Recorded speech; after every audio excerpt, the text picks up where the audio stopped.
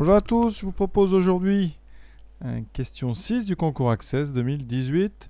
C'est la partie sur le raisonnement mathématique. Donc cet exercice est idéal pour s'entraîner. On va étudier une fonction avec du logarithme. Donc cette fonction, alors c'est la fonction donc 5 fois. Alors, je vais mettre ça en blanc, vous y verrez mieux. Donc notre fonction grand G de x, c'est donc 5 fois le logarithme de x au carré. Alors les parenthèses autour de x ne servent à rien. Le carré ici concerne le logarithme avec son x. On admet que g est dérivable, donc on ne va pas le redémontrer, même si c'est assez facile. Et ici, on va noter petit g, sa dérivée. Alors, je vous rappelle les règles. Vous avez 4 propositions ABCD. Les 4 peuvent être vraies, les 4 peuvent être fausses. Donc à vous de déterminer. Donc on va faire progressivement. Et donc on va s'intéresser, première chose, à la remarque petit a. On vous parle de l'expression de petit g de x. Alors petit g de x, c'est la dérivée de grand G. Donc petit g de x, c'est g' de x. On va donc dériver 5 fois ln de x au carré. Alors, g de x, c'est sous la forme 5 fois u de x au carré. Donc, il faut savoir dériver u carré. Alors, formule importante de cours, on est là pour réviser. La dérivée de u puissance n, c'est n u' un moins 1. Donc la dérivée de u carré, c'est 2 supprime u. Alors, si vous oubliez, vous pouvez toujours dériver dériver u carré comme u fois u. Dérivée de u fois u, c'est u' v plus uv' avec u et v qui sont égaux, donc ça donnera u v', donc u' plus uv', c'est u. Donc on a bien 2 fois u'. J'ai donc besoin de dériver u de x. Ici, u de x, je n'ai pas précisé, mais c'est ln de x. Donc la dérivée de ln, c'est 1 sur x. Donc, eh bien, la dérivée de grand G, c'est donc le 5 qui était là, donc il va y rester 5 fois 2u', 5 fois 2 fois la dérivée de u, donc dérivée c'est 1 sur x, donc 2 fois 1 sur x, fois u, donc fois ln de x. Et on trouve donc 2 fois 5, 10, 10 fois ln de x, et en dessous on a divisé par x. Ça veut dire que la formule qu'on nous propose, eh bien, elle est fausse. Voilà, alors pourquoi on vous propose ça? Peut-être parce que certains auraient envie de dériver ln, et donc de faire 5 fois la dérivée de ln au carré, ce qui ferait 5 sur x2, mais vraiment il faut se forcer pour proposer ça. Alors j'espère que vous n'avez pas proposé ça, sinon c'est le moment de bien réviser. Alors maintenant on vous parle du maximum de g, de petit g. Pour avoir le maximum d'une fonction, il faut la dériver. On doit donc dériver 10 ln de x sur x. Alors g de x, c'est encore un calcul de dérivée, hein.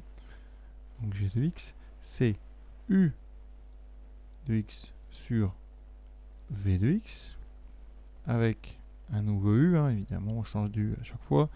U, c'est 10 ln de x, et v de x, c'est x.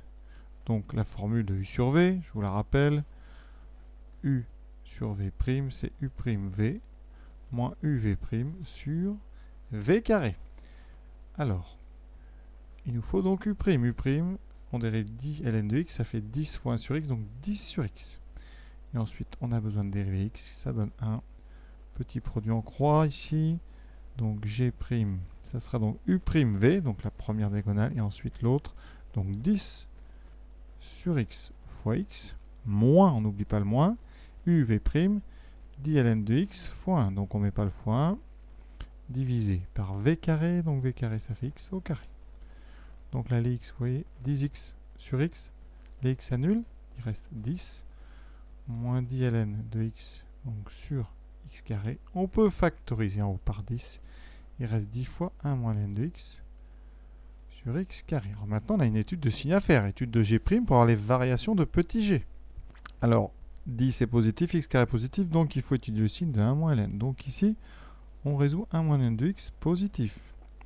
On transforme, ça fait moins ln plus grand que moins 1, on multiplie par moins 1, donc ça va changer le sens. Faites très attention, ça fait ln de x plus petit que 1. Et là je passe à l'exponentielle, qui est strictement croissante, donc ça va conserver l'ordre, x sera plus petit qu'exponentielle 1, donc exponentielle 1, ça fait le nombre e. Alors, ça veut dire quoi? Que votre fonction, ici g', elle va donc être positive quand on est plus petit que E. Donc la valeur importante, c'est E. Nous, on est sur 0, 7. Évidemment, 0, on a une valeur interdite à cause du logarithme. En E, ça va s'annuler notre dérivée. Hein, et elle est positive avant. Hein, parce qu'ici, on trouve x inférieur à E et on était parti de 1 moins ln de x positif. Donc vous avez plus 0 moins. Voilà. Donc la fonction g, elle va être croissante, décroissante. Elle a donc un maximum pour x égale E.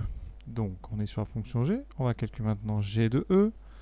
G de E, ça fait 10 ln de E sur E. Ln de E, ça fait 1. Il reste 10 fois 1 sur E, donc 10 sur E. Ça veut dire qu'ici, on vous propose un maximum 10 E. Et c'est pas 10 E, c'est 10 sur E. Donc, encore une fois, la deuxième proposition, elle est aussi fausse. G maintenant est strictement positif sur 2, 7. Vrai ou faux? Alors, sur 2, 7, vous avez la valeur 2. 2, c'est à gauche de E, hein, parce que E, c'est 2,7, donc on est ici. J'ai donc besoin de l'image de 2, pour voir un petit peu. Alors, G de 2, ça fait donc 10 ln de 2 sur 2, c'est donc 5 ln de 2. Alors, n de 2, c'est 0,6 à peu près, donc ça, c'est positif. Ensuite, G de 7, ça fait 10 ln de 7. Donc, sur 7, ln de 7, c'est positif aussi. Donc, voilà. Qu'est-ce qu'on a? On a donc un tableau sur 2, 7 que je vais faire pour bien vous montrer ce qui se passe. La fonction g sur cet intervalle de 7, elle va donc ici avoir un maximum en E. En E, en 2 c'est positif, en 7 c'est positif. Donc on comprend bien ici que sur tout l'intervalle de E c'est plus grand que 0. Sur tout l'intervalle E7 aussi donc, hein, pour tout x appartenant à l'intervalle de 7, on a effectivement g de x qui est positif. Alors strictement, parce qu'effectivement ici les deux valeurs sont strictement positives, donc g de x est strictement positif, donc ça c'est tout à fait vrai. Et maintenant une dernière chose, on va intégrer petit g de x et on va montrer que c'est un entier naturel. Alors pour calculer l'intégrale, je vous rappelle qu'il faut une primitive. Cette primitive on l'a puisque petit g c'est la dérivée de grand G, donc la primitive de petit g c'est grand G, donc ici ça c'est la valeur de grand G entre 1 et E.